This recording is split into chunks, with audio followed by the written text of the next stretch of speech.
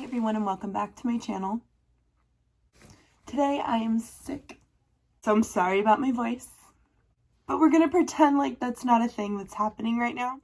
We're just gonna go through the list of what I read this month, and I'll kind of give a brief description about how I felt about it. I'm finishing right now Dr. Jekyll and Mr. Hyde, so I'm adding this to my September TBR because I'm gonna be finished reading it tonight, and we are still in September. The next books I read this month are these two. They were cute, they were pretty quick, and the mystery plot was good. It was decent. There's like a background of romance. The plot mainly lies not in the romance, it's kind of a back note. The plot mainly lies in the thriller mystery, who did it type of thing. So this one's 290 pages and this is 295. Next, I read The Dead Romantics, and honestly, I really loved this book. I know it's new, and a lot of other people that I watch on YouTube in the book community have been reading it. It was pretty good. A Halloween, but lighter and fluffier Halloween rom-com type of book. Our main character goes through past scenarios in present day in the plot of this book that have to do with the town that she's from and also her best friend.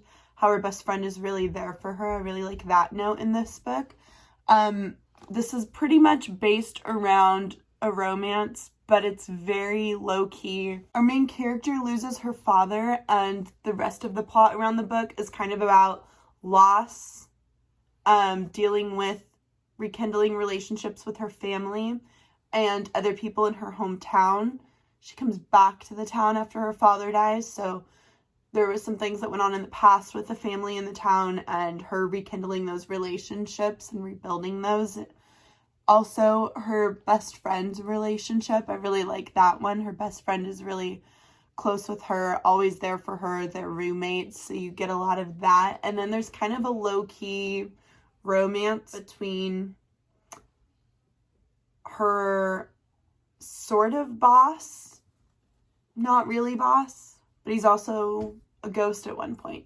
This next book I buddy read with my mom. She picked it out.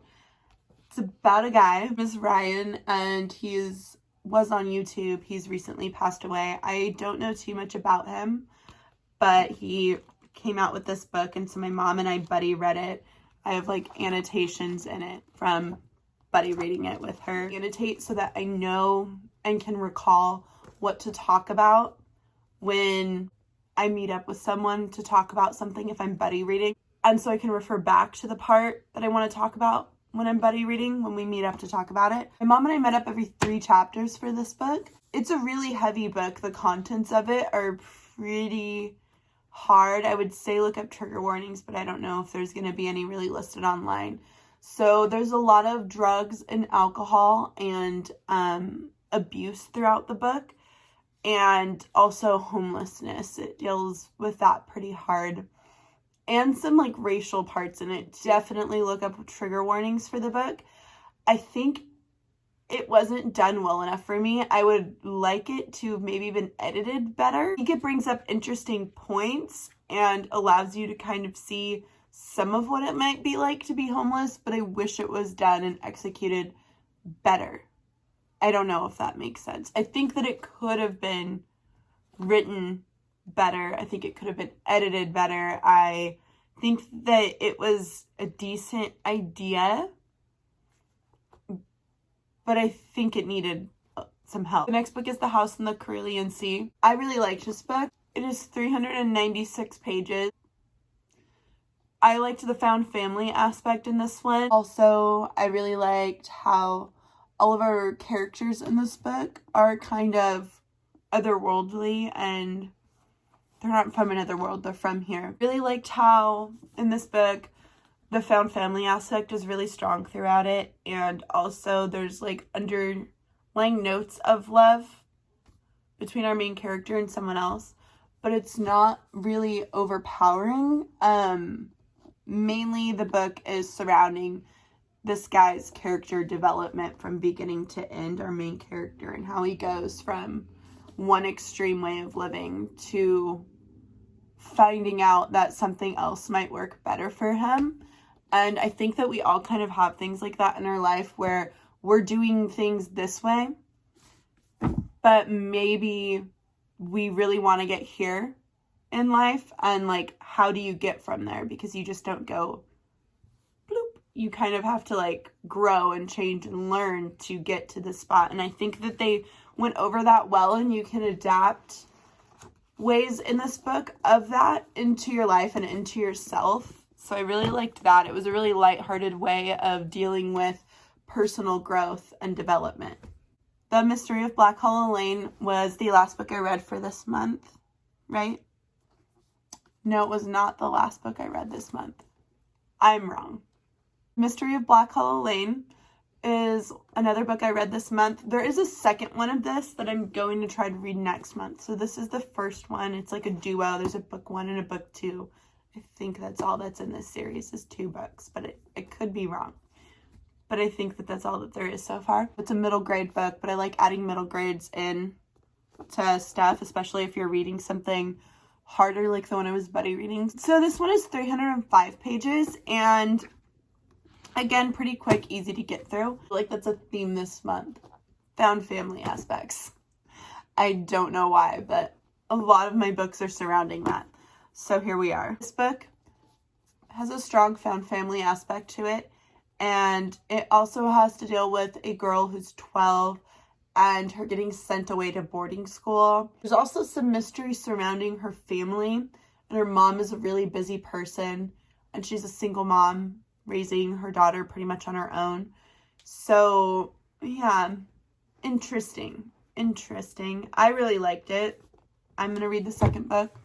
I don't think it's fair to rate this one on its own since there is a second book, so I'm not gonna really talk too much about like my feelings of it in depth yet until I can give an accurate representation of my feelings after reading this one and the second one.